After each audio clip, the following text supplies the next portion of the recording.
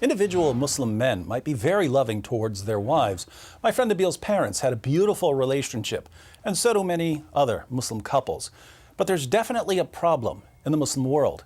In 2009, the Organization for Economic Cooperation and Development released a report on gender equality and social institutions. They rated countries around the world based on the opportunities women have for education and employment, laws to protect women from physical violence, the percentage of women who are married and or divorced by age 16, and so on.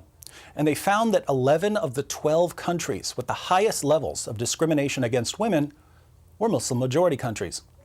A similar study in 2014, conducted by the World Economic Forum using their own criteria, concluded that 19 of the 20 worst countries in the world in terms of the gender gap between men and women were Muslim-majority countries. When you have a problem like this, you have to ask, why do so many Muslim countries have the same problem, namely high levels of discrimination against women? And what these countries have in common is their belief in the Quran. Let's look at 3 verses so we can see the source of the problem. Surah 2, verse 282 of the Quran is a long verse dealing with contracts, but there's an interesting part in the middle of the verse that says, "And get 2 witnesses out of your own men, and if there are not 2 men available, then a man and 2 women, such as you agree for witnesses, so that if one of them, one of the 2 women, errs, the other can remind her." The Quran says that if 2 men aren't available as witnesses, then get a man and 2 women. Here we find the Islamic principle that the testimony of a woman is worth half the testimony of a man. Why is this? Muhammad explains in Sahih al-Bukhari, where he says that the testimony of a woman is only half as reliable as a man's testimony because women are intellectually deficient. They're stupid. This view of the reliability of a woman's testimony has made it enormously difficult for Muslim women to testify against men in court. According to the New York Times, human rights workers have noted that as many as half of the women who report being raped in Pakistan are charged with adultery. Another disturbing verse is Surah 2, verse 223, where Allah tells Muslim men, "Your wives are a tilth for you, so go to your tilth when or how you will."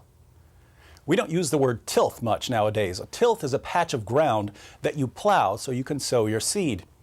The Quran says that women are a tilth that you approach whenever and however you want. The historical background of this verse, according to Sunan Abu Dawud, is that when Muslims moved to Medina, they began marrying women from Medina, and the women of Medina didn't want to have sex in certain positions. One woman told her husband not to come near her if he wanted sex in these positions. She said, "Stay away from me if you want me to do that." The issue was brought to Muhammad, and Allah's response was Surah 2, verse 223. "She's your tilth, your field for sowing your seed. Plow her however you want." Notice the wife has no right to refuse her husband's sexual desires. Let's consider one more verse. Some women aren't as quick to obey their husbands as Allah and Muhammad demand, so what are Muslim men supposed to do about rebellious wives? Allah answers in Surah 4, verse 34. "Men are in charge of women, because Allah hath made the one of them to excel the other, and because they spend of their property for the support of women. So good women are obedient, guarding in secret that which Allah hath guarded. As for those from whom you fear rebellion, admonish them and banish them to beds apart, and scourge them. Then, if they obey you, seek not a way against them."